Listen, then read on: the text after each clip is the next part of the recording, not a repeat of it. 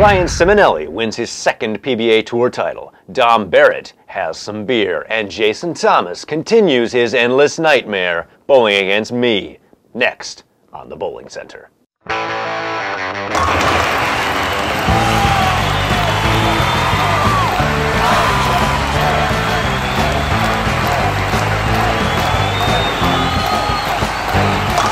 Gets the strike.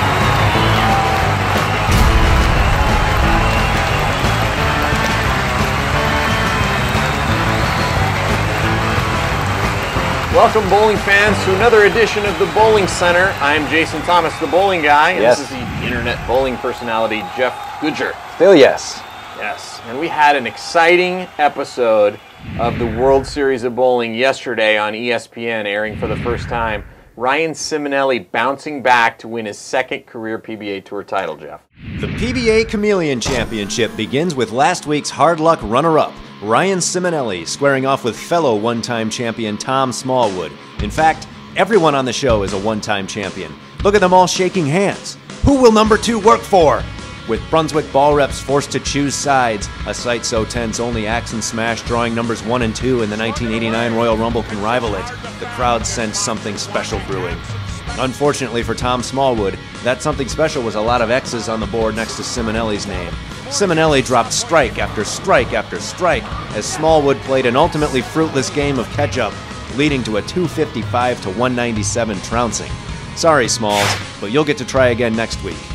And the week after, because you had a really good World Series.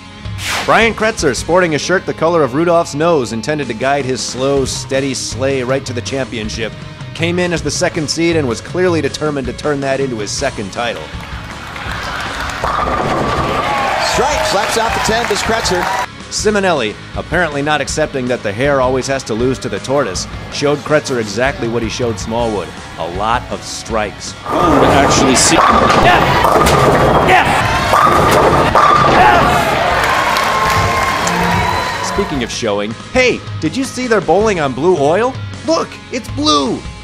Kretzer kept it clean until an I don't think he deserved that 7-10 split in the 7th grounded his flight and virtually locked up the win for the rampaging locomotive that is Simonelli. The Ryan Express was on its way to tournament leader Dom Barrett, but not before a layover for this edition of the PBA League Skills Challenge.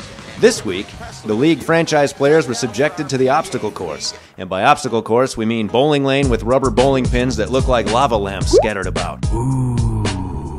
An idea for the future is to make these guys bowl during the summer months at your local bowling center, after out-of-school kids have littered the lanes and approaches with candy, soda, and siblings. Try striking around that, guys. Competitors were forced to throw 1 shot on the inside of the first lava lamp, 1 shot outside, and a 3rd shot in the direction voted on by his opponents. Jason Belmonte got things going with a score of 26, a mere 4 short of the maximum. Oscar Palermo immediately topped that with 28, which kept him in the lead through Bill O'Neill's 27 and Pete Weber's 16, which would have been 26 except his obstacle skinny jeans strike counted as 0 for some reason. Can we do one of these challenges without any controversy? Norm Duke was next with 25, followed by Mike Fagan finally being the first, and as we'll soon find out only, guy to hit one of the obstacles with any authority. Take the lead. And obstacle. Up next was a pair of bright green pants that had no trouble throwing a bright orange ball through the brightly lit pin rack once, but not twice or thrice, leaving it up to Sean Rash as the last man to try to catch Palermo, which he did, and then promptly defeated Palermo in a roll-off, winning this particular skills challenge for his Brooklyn styles. Back to the Chameleon Championship, we're reminded again of Simonelli's 7-10 split from last week. Can he overcome it? Does he still have visions of 7-10 splits dancing in his head? And how many frames will tournament leader Dom Barrett last before removing his ill-fitting microphone pack? The Ryan Express plowed through the Smallwood and Kretzer stops, but Barrett came all the way from England for this. He's not going to let this train pass without at least putting a shilling or 2 on the tracks. 3rd arrow, light hit, and he mixes out the 7. We've got an even match halfway home. The match was within 2 pins after 6 frames, with both men striking a bit and sparing the rest, but then Simonelli tapped into the old strike every time you throw a ball strategy and ran away with what used to be anybody's game. Come on! Yes! That goes a 7. Yes! Yes! Mixes the strike. Who says there's no emotion in bowling? Not Ryan Simonelli. Redemption, baby! Yes! Or his fiancée Chelsea. Or his father Ange. Or Chuck on the truck. Or Sean Rash. Or this guy. Where did he come from? Hugs for all, title for one. Ryan Simonelli is now the happiest bowler this side of the Atlantic, proudly hoisting his second career PBA Tour title.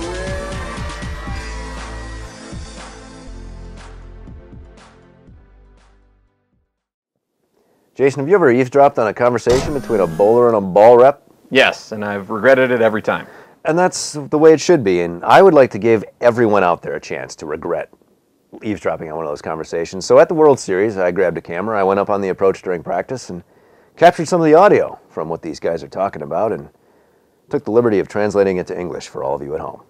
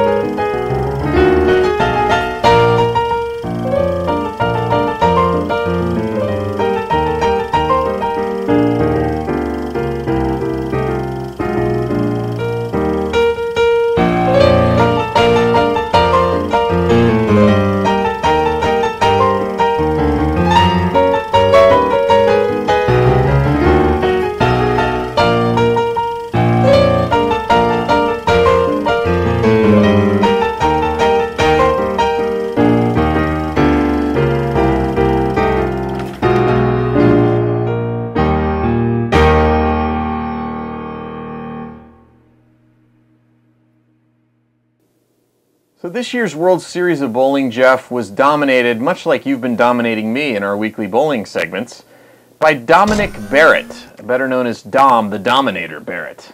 Yeah, he's our top seed for the World Championship. We saw him as a top seed last week in the Chameleon Championship. And prior to the World Series, Mike J had a chance to talk with Dom over a couple of beers.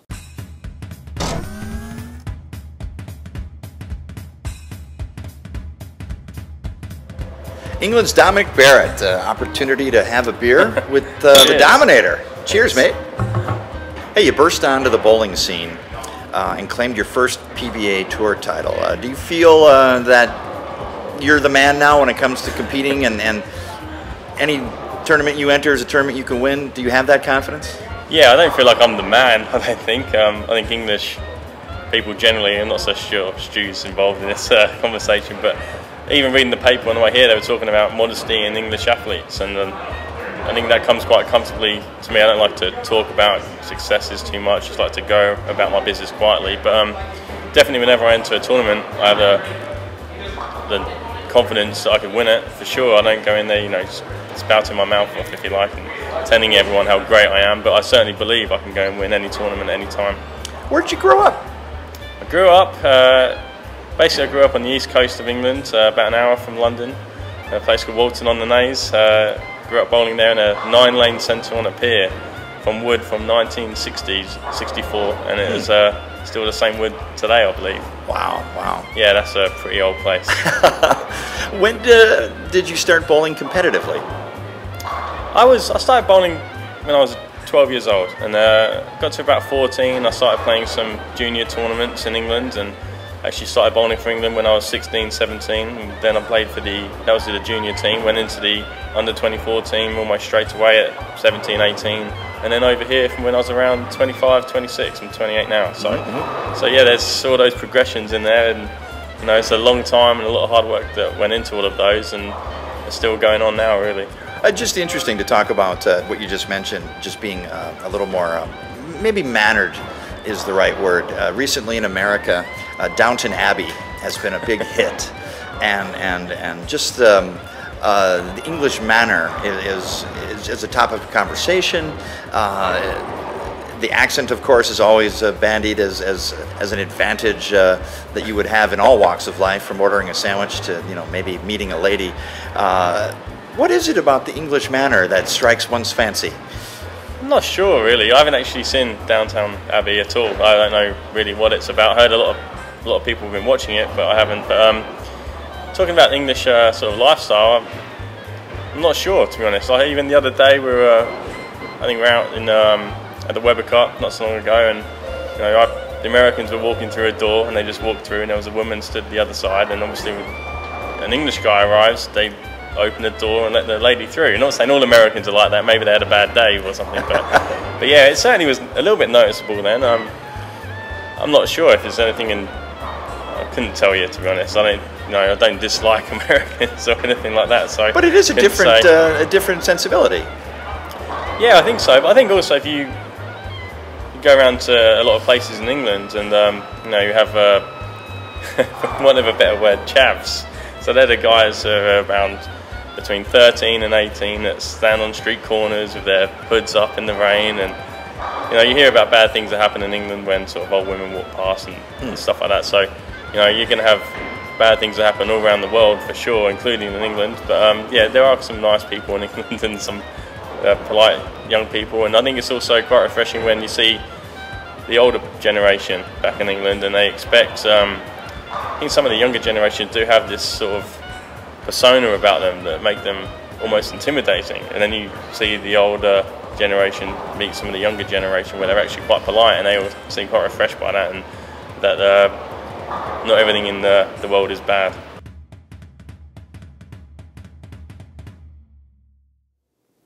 Well, Jason, thanks to Ryan Simonelli's victory yesterday in the Chameleon Championship, I get to defeat you with the Endless Nightmare from DV8 this week. Well, I wouldn't count my chickens before they hatch, because this week I've been practicing, I've been hitting the gym, and I'm feeling a little better about myself. I'm not going to embarrass myself on this week's episode of The Drilling Room. Well, I'm willing to take a little bit lower margin of victory. It means more if you have a guy challenging you for the title. Wow, really? But we couldn't do it without Chuck Gardner. Chuck on the Truck sent us 2 DV8 Endless Nightmares. We were able to go back into the drilling room, into the man cave, and lay them out, set them up for ourselves. We're going to be bowling on the burn this week, so we're going to give it a little polish. Let's do it.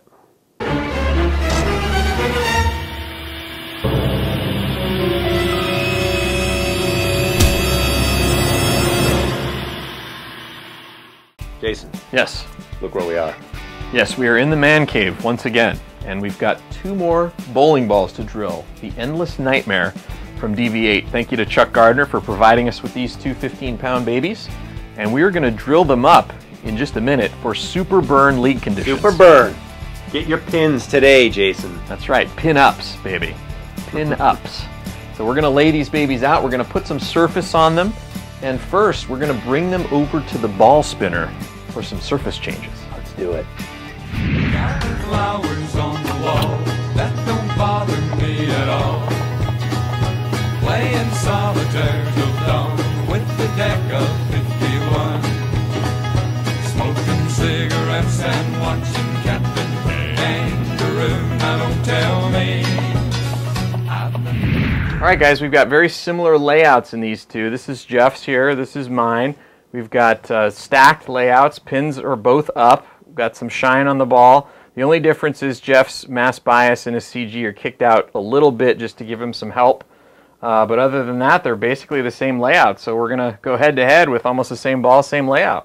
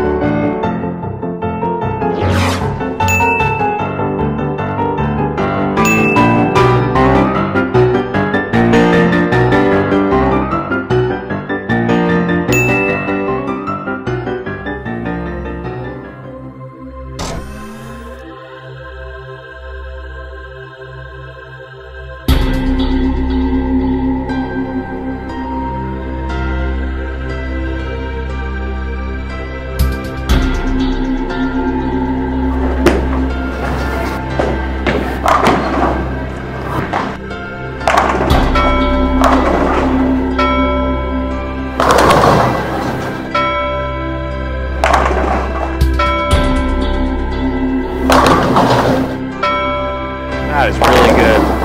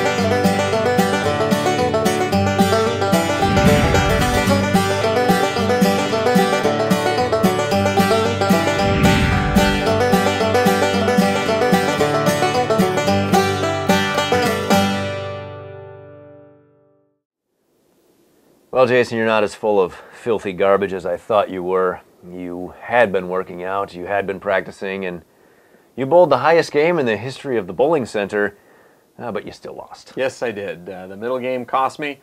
I'm going to have to keep at it, keep working out, keep practicing. I did get to play 6th arrow on camera, so people at home know I can do that. That's in the repertoire. Now let's see if I can play 2nd arrow. Yeah, I'll gladly take my 4-0 record, but in my own heart, I feel as if I'm 2-2 because I think in scratch. So I'm mildly irritated by my victory. So what better time than now to go troll bowling?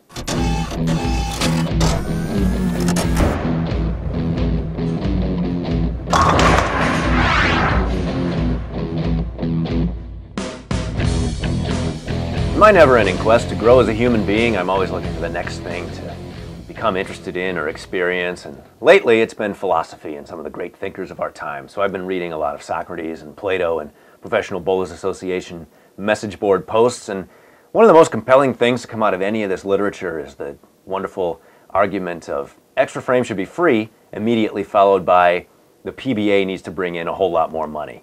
I'm no economist, but it seems to me there's a dichotomy there that you cannot have both ways.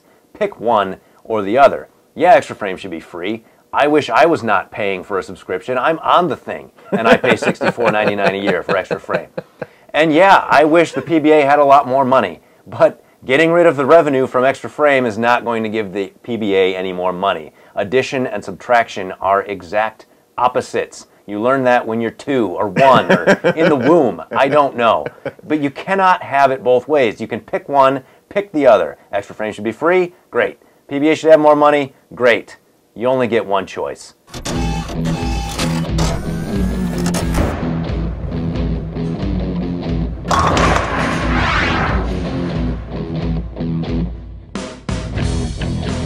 Well, Jeff Goodger, I don't think I could have said that better myself. I probably could have. Yeah, you're probably right. But anyway, before we wrap up this week's episode, I want to talk a little bit about the artwork that we've had on the set. This is a custom bowling pin. This is a bowling pin that I received from the Showboat for a $2.99 game I bowled there, and they gave me this pin to commemorate my futility. So it's haunted me my whole life, but my brother-in-law came along, and he's an artist, and he said, "That's a really cool pin. Can I paint on it?"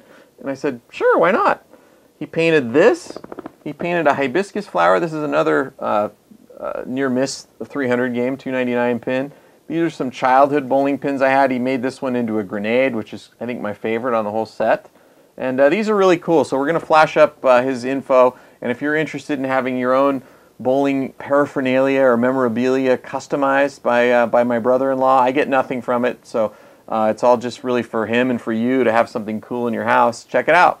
Next week on the Bowling Center, Jeff Goodger, we've got Scorpion Championship coming up this Sunday. We'll recap that next week. And Tommy Jones, Josh Blanchard opening the show on ESPN. The winner gets Tom Smallwood, and the winner gets Marshall Kent. So, well, I can tell you, it's some pretty good matches coming up on Sunday on ESPN, and we'll recap all that on Monday on the Bowling Center. All right, so have a great week. I'm Jason Thomas, the bowling guy, for Jeff Goodger. We'll see you next week.